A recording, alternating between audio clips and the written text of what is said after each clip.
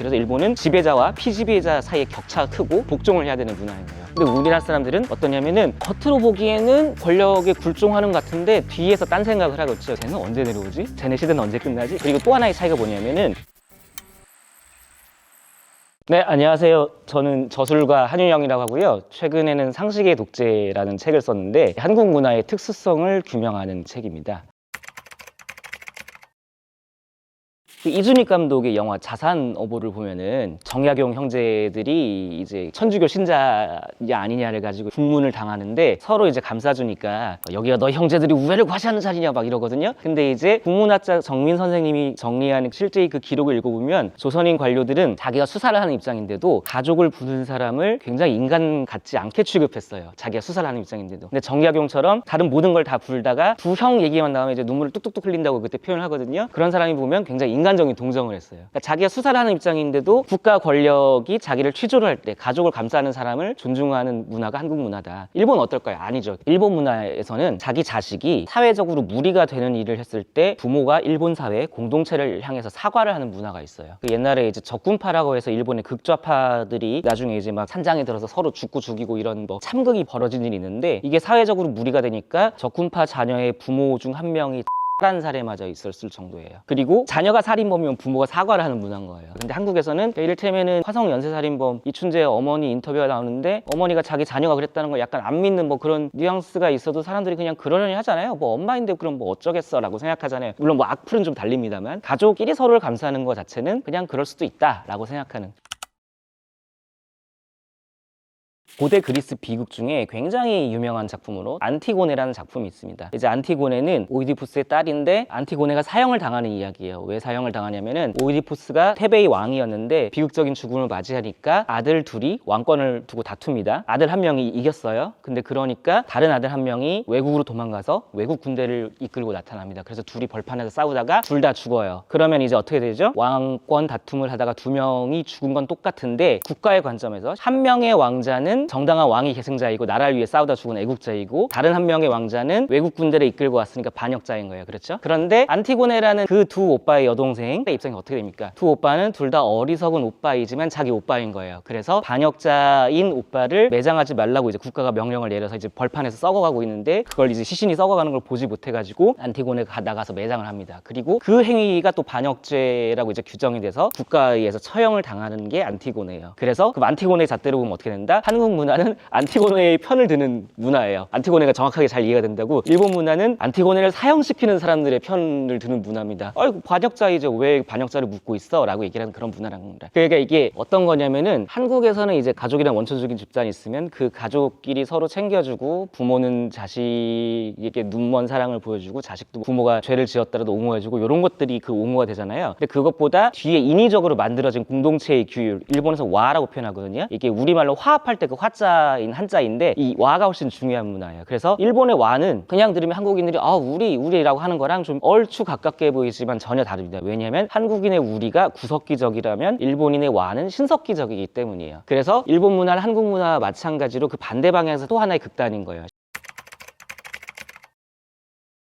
제가 상식의 독재라는 책에서 만들어낸 개념이 이제 윤리의 4가지 겹이란 개념인데요. 각 사회 문화마다 윤리의 4가지 겹 중에서 어느 겹이 두터운지가 차이가 있다고 보는 거예요. 그 4가지 윤리 중에 첫 번째 윤리가 이제 구석기 윤리, 두 번째 윤리가 신석기 윤리라고 한 거거든요. 그럼 이제 뭐냐면은 호모 사피엔스의 원초적인 윤리가 사실 구석기 윤리인 거예요. 우리에게 익숙한 말로 하면 구석기 시대는 원시 공산제 사회예요. 소규모 부족이 평등하게 사는 시대죠. 그러니까 이제 지금 우리 관점에선 상당히 평등을 옹호하는 윤리라고 할 수 있어요. 그럼 이제 그 다음에 농경과 축이 시작되면서 신석기 시대에 우리가 지금 아는 인간 사회의 어떤 문화적인 질서가 생겨나거든요. 초기 국가 그리고 잉여가 탄생하기 때문에 그 잉여를 독차지하는 신분 계층이 생겨나는 거예요. 그래서 신석기 시대의 윤리는 지금 우리 관점에서 불평등을 정당화하는 윤리가 되는 거예요. 왜냐면 이렇게 위에서 시키는 건 다 따라야 된다 이런 게 사실 신석기 윤리인 거예요. 그래서 이 구별법을 통해 제가 말을 하는 바는 한국 문화는 구석기 문화의 겹이 두텁고 신석기 문화의 겹이 굉장히 얄팍한 문화. 일본 문화는 그 정반대라는 거. 약간 얘기가 조금 어렵죠. 구석기 문화, 신석기 문화? 이 이게 뭐야? 라고 생각할 수 있잖아요. 구석기 문화의 겹이 두텁고 신석기 문화의 겹이 얄팍하다는 거는 한국 사회가 문중, 동문회, 향후회, 동호회는 잘 되는데 정당이나 노조 같은 조직은 잘 안 되는 문화라고 요약할 수가 있는 거예요. 조금 감이 오시죠? 부족주의적 집단은 잘 되는데 규율과 결사의 조직은 잘 안 돌아가는 문화예요. 그러니까 문중, 동문회, 향후회 이런 것들은 제 아무리 규모가 커져도 부족주의적 집단인 거예요. 정당이나 노조 같은 경우는 그 정반대 있죠.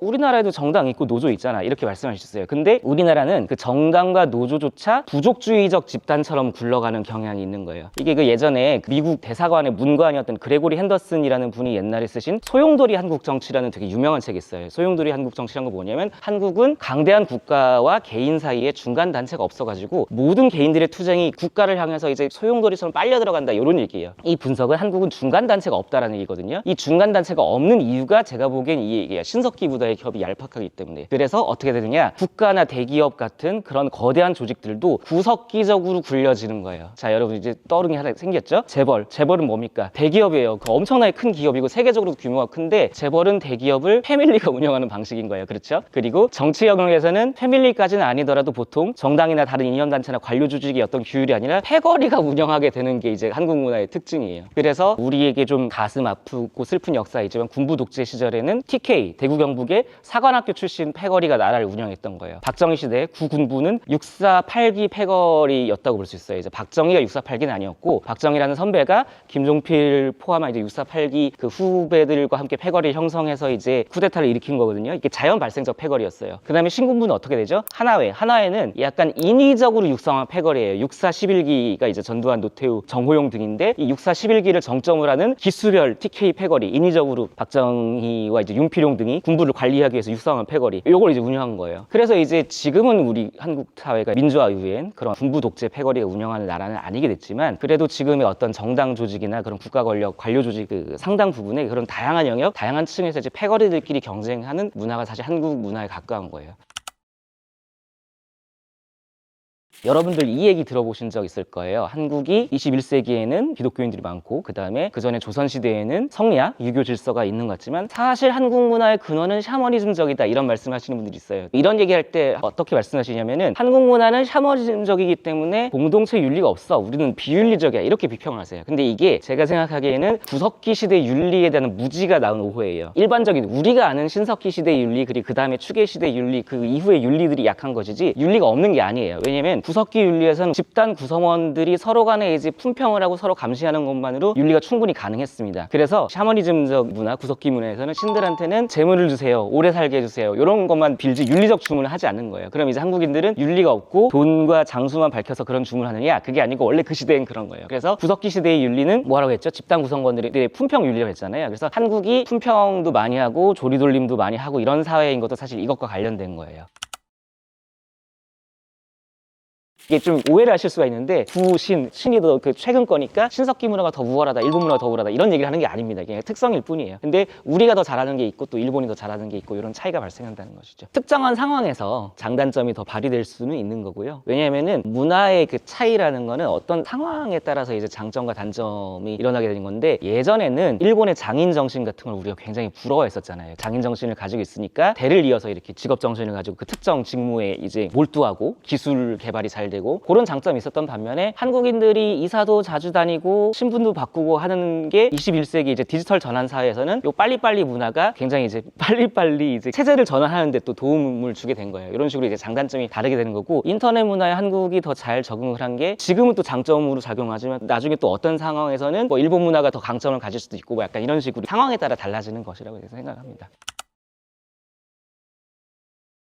구석기적 조직이 신석기가 왔을 때 깨지지 않은 거예요, 한국 문화는. 근데 어떤 역사에서는 구석기적 부족을 신석기적 국가가 굉장히 강력하게 탄압하고 그 위에 국가가 형성됐을 거 아니에요. 그러면 그 문화는 신석기 문화의 겹이 강해진다라고 저는 이제 이렇게 얘기를 하고 있습니다. 우리나라가 어떤 나라죠? 산이 너무 많잖아요. 산이 많은 지형은 강이 많거나 바다 옆에 있는 거랑 무슨 차이가 있냐면은 그 동네에 사는 사람들은 그 길을 다 알아요. 근데 처음 오는 사람들은 길을 알 수가 없어요. 산은 사실 생각해보면 다 이어져 있고 다 통해 있습니다. 근데 이주민 이주민은 알 수가 없어요. 그럼 이제 우리가 옛날에 사만시대, 만지난 변한 레벨에서 수백 개의 국가들이 있었는데 이런 조그만 국가들이 나중에 큰 나라가 될 때 이 조그만 조직이 해체되지 않고 중앙 집권적 국가가 된 게 한국 역사라고 보는 거예요. 이렇게 본다면 구석기 조직이 해체되지 않고 이제 국가 단위까지 갔기 때문에 이 문화의 겹이 강하게 남아있는 거죠. 대신에 작은 국가들을 강력하게 탄압하고 그 조직을 절멸하고 세워진 국가가 일본 같은 사회가 된다고 생각하는 거예요. 일본은 어떻게 되냐면 한반도에서 건너간 이주민들이 기존에 아마 먼저 넘어온 사람들이겠죠. 일본이라는 섬에 먼저 남아온 사람들을 서쪽에서부터 동쪽으로 밀어내면서 성립한 사회거든요. 그래서 그 과정에서 일본의 소규모 국가들은 절멸이 당했을 거라고 보는 거예요.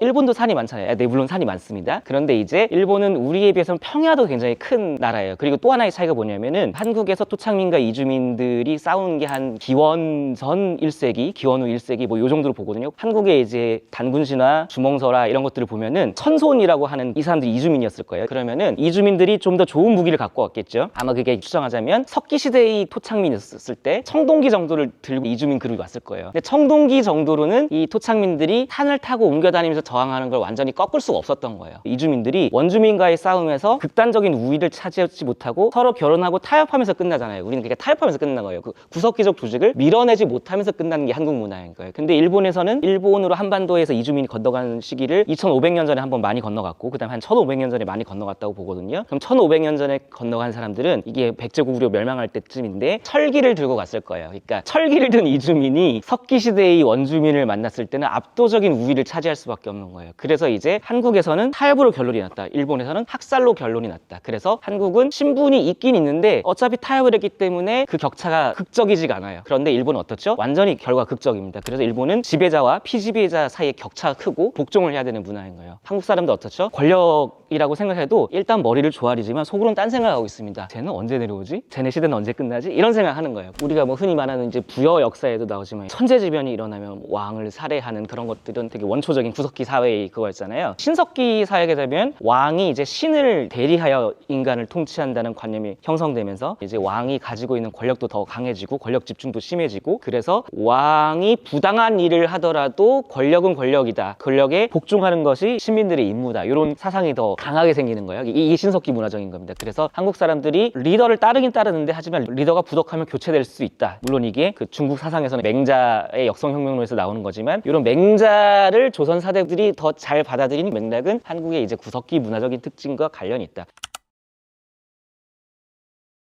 예전의 사람들이 어떻게 생각했죠? 서양 사람들은 개인주의적이고 권력에 잘 개기고 동양 사람들은 집단주의적이고 권력에 잘 개기지 못한다라는 식으로 생각했어요. 근데 우리나라 사람들은 어떠냐면은 겉으로 보기에는 권력에 굴종하는 것 같은데 뒤에서 딴 생각을 하고 있죠. 그러니까 이제 이번에도 계엄군들이 이제 보여준 게 그거잖아요. 명령의 항명은 안 했는데 설렁설렁 다니고 있어요. 나 좀 말려줘 뭐 이러고 있죠. 그러다가 이제 실제로 말려진 거잖아요. 이런 거 자체가 사실 되게 한국 문화적인 특성이라고 생각하는 거죠. 그럼 이제 유럽 사람들은 양심의 자유에 의한 항명을 더 잘하는 문화인 것이고 일본 사람들은 명령 복종을 더 잘하겠죠. 그러니까 우리는 그 중간 사이에 명령을 듣기는 듣는데 이게 아니다 싶으면 좀 어슬렁 다니다가 항명한 건 아니야. 근데 실행이 안 됐어. 약간 이런 식의 눈치를 보는 문화인 거예요. 이게 전체의 눈치를 보는 문화가 있는데 이게 또 일본 사람들이 보는 눈치와는 또 약간 다른 눈치가 되는 이렇게 독특한 문화라고 볼 수 있겠습니다.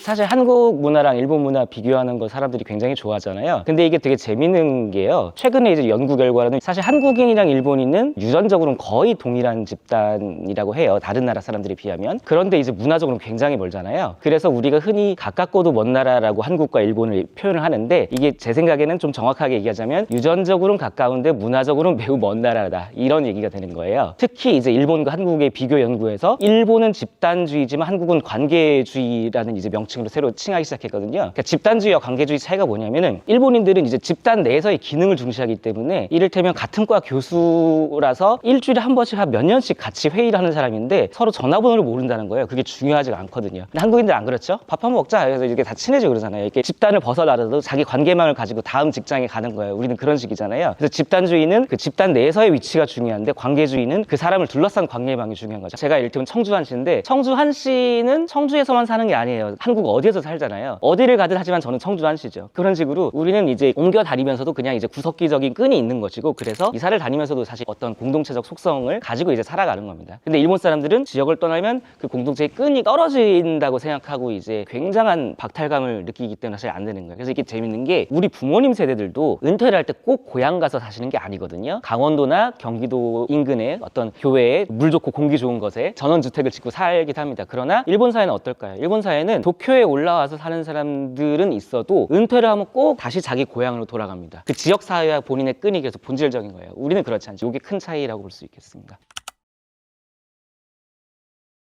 이런 집단주의와 관계주의 같은 양상도 현대사회의 양국의 현상에서만 나오는 게 아니라 역사적으로도 그랬다라고 말할 수 있는 부분이 있는 거예요. 이를테면 조선 후기와 에도시대 일본 사회를 비교해보면 양국 다 신분제 사회였죠. 그런데 굉장히 큰 차이가 있었습니다. 일본에서는 신분이 직업이랑 정확하게 일치해요. 그런데 조선시대 신분제는 흔히 뭐 양천제, 양민과 천민, 그 다음에 이제 반상제, 양반과 상민, 이렇게 2개 내지 3개로 갈리는 건데, 평민인데 탄원공상이라 하지만 농업, 공업, 상업 뭐 어디에 종사하는지 이런 직역은 조선시대 문서를 보면 10년 단위로 같은 사람의 직역이 막 달라집니다. 이런 일은 사실은 전근대 신분제 사회에서는 굉장히 드물거든요. 일본 사람들은 신분이 정확하게 직업이고 자기 아버지 직업을 아들도 가져요. 그리고 대대로 이제 신분이 세습됩니다. 그 직업이. 그리고 이제 그 직업별로 각기 중간 단체가 있는 거예요. 그래서 일본은 신분 리꼬르 직업이고 그게 세습되고요. 마을 단위 중간 단체에서 자치의 전통을 가지고 있습니다. 그래서 이제 어떤 차이가 발생하냐면, 전근대에서도 한국인들이 기록에 따르면 이사도 자주 가고 직업도 자주 바꾸는데 일본인들은 그럴 수가 없는 거예요. 평생 그냥 그곳에서 하는 거예요. 이것이 현대 한국과 일본의 특성을 설명하는데도 사실 고려해야 될 맥락인 거죠.